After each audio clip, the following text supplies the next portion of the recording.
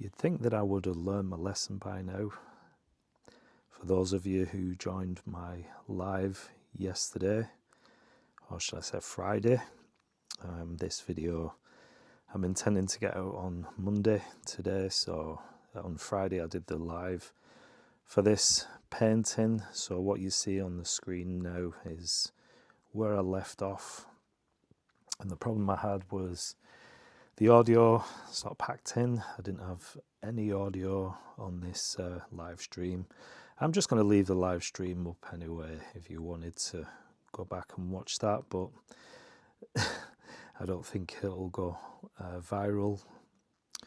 And so I just cut the video short, the live stream, as soon as I learned that there was no volume, and decided to do this long form content, just finishing off the painting that I started. So yeah, so you've not really missed much, just the painting thus far. So what I'm doing now is just adding some more details and getting some darker tones in there. So I do apologise if you did join me for that live. It was quite funny because I did get 186 people join that live, but I don't think they watched for too long as they learned that there was no audio whatsoever. So anyway, I'm going to actually use these pencils. They're actually a pastel pencil within this watercolor. I've not done it before, and you can see it's a brand new pack. Well, I said brand new, I've had them for probably a couple of years, never been used. But I just thought, with them being chalk or pastel, chalky pastel sort of material, then I think it would go quite nice on top of watercolor. So if you keep watching, you'll see how that turns out. I'm not sure because I've never done it before, but yeah, I'm going to just incorporate that anyway, just to get some nice sort of details. And I'm just softening as I put the pencils down. I'm just softening with my finger. I just wanted to darken some of the grass, the fields.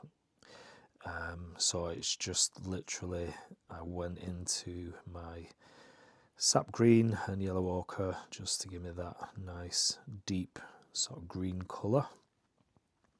Oh, and I will be showing you my palette in a minute. I just want to show you something quite interesting with the palette that I've got. It's White Nights.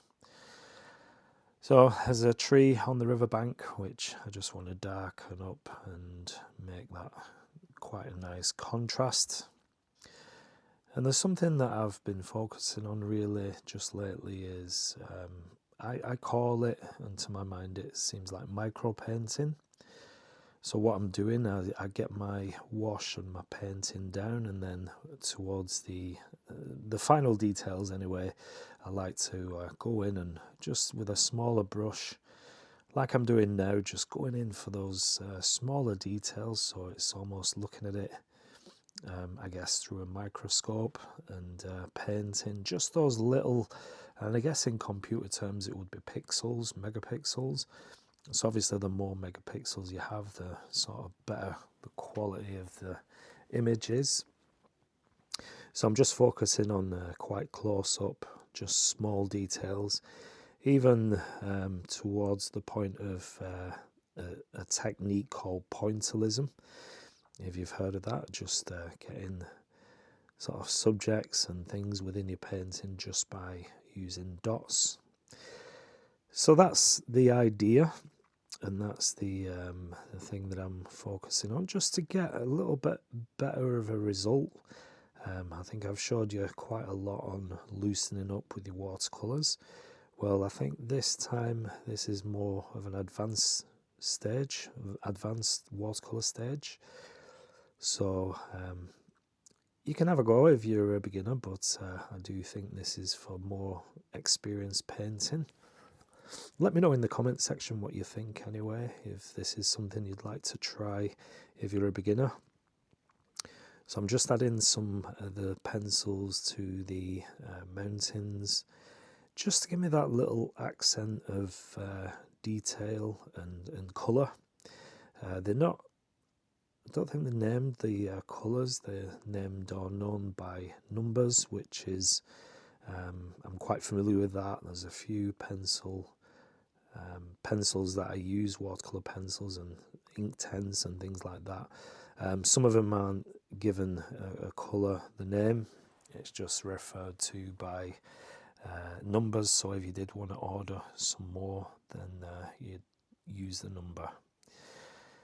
So it's working quite well. I'm using my white just to go over those darker areas, just to pick out some highlights on the blades of grass. So you can see I'm getting singular blades of grass.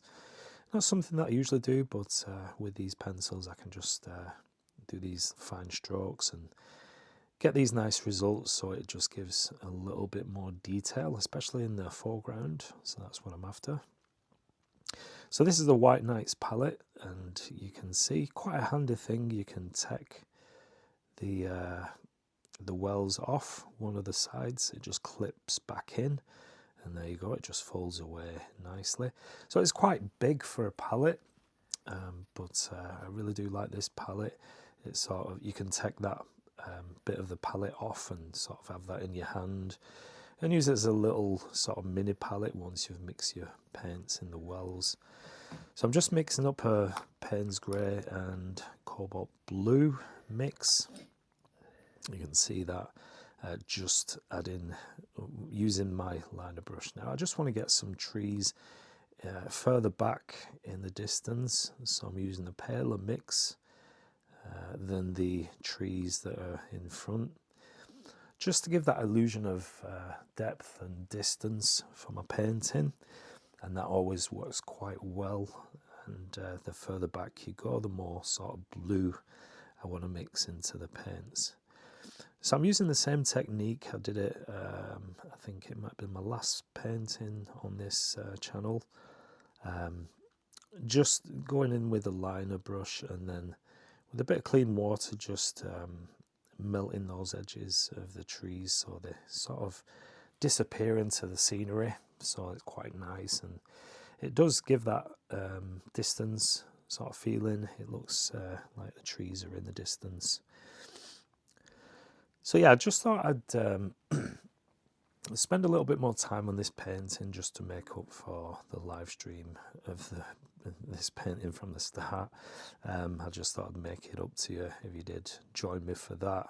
I do appreciate you joining, and for letting me know that there was no volume on the video, no audio, and so it just gave me a chance to finish this one off as a long form video. So I wanted to add a little bit of colour to the trees, and you may see the colour, just a bit of alizarin crimson mixed with the Payne's Grey. And I want to just add a few details as well to the river.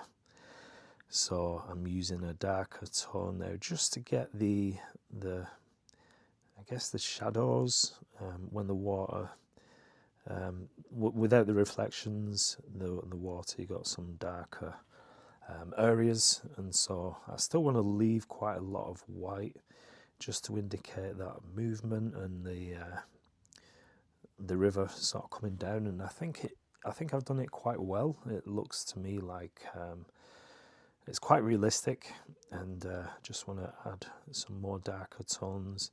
So that's just simply a Payne's Grey and a Cobalt Blue, just a slight bit, and then I did touch into a little bit of Van Dyke Brown as well on certain areas you may see coming down from the biggest rock in the water.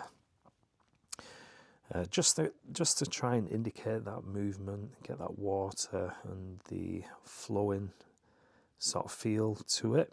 And let me know if you like the way that's looking. I'd love to know your thoughts and your feedback, and please do give me a thumbs up if you're still watching this video. So hopefully I've got sound. I'm just doing the voiceover for this one, and I'm going to check over it quite. I'm just going to check it anyway before I upload this one. But yeah, it's quite a nice sort of going back to my roots scene. And with this being a pastel sort of chalky pencil, I wanted to see how it reacts if I add water to that. So I'm just going in with a gentle wash of just a tiny bit of water and a little bit of colour, and seeing if I can spread that pencil markings on the mountains. And then I just want to just add a little bit more to the distant mountains. I quite like the way they're quite set back, and there's a little bit of misty area towards the bottom before the next layer of mountains. So I quite like that in my paintings, and if you are familiar with my channel, I do that quite a lot, adding mist to mountains, which just gives that overall atmosphere, and I really enjoy using that as a technique. So I'm just messing around now, just final details. I have put in a few flowers in the just a few pops of bright red, probably a cad red and cad yellow in the riverbank bottom right hand side. So you may be able to see that on camera, I'm not sure, but just to add that little pop of colour and get your eyes really interested in the scene as you look, as your eye follows the river into the scene, which is quite nice to do, something as a focal point and then taking your eye into the scene. And I could really imagine myself walking through this scene. It's really sort of a pleasant scene, almost like a meadow with the mountains, and I'm still working on my trees, trying to improve. But I think it works as an overall composition. Let me know what you think. Yeah, I think after the absolute disaster of the live stream, it's just simply because I haven't done a live stream for a few weeks, so I'm just out of practice and had a few little problems as I was setting up, so I think it just knocked or messed with the audio. So we'll look into that, and hopefully my next live stream will not have that sort of problem, but just see how it goes, and hopefully get back into my routine. So just carefully removing the tape now, just to get that nice border. Sometimes it is a little bit of a struggle. You just got to be careful and rip away from the painting, so in the direction opposite. And there we go. So that was a success.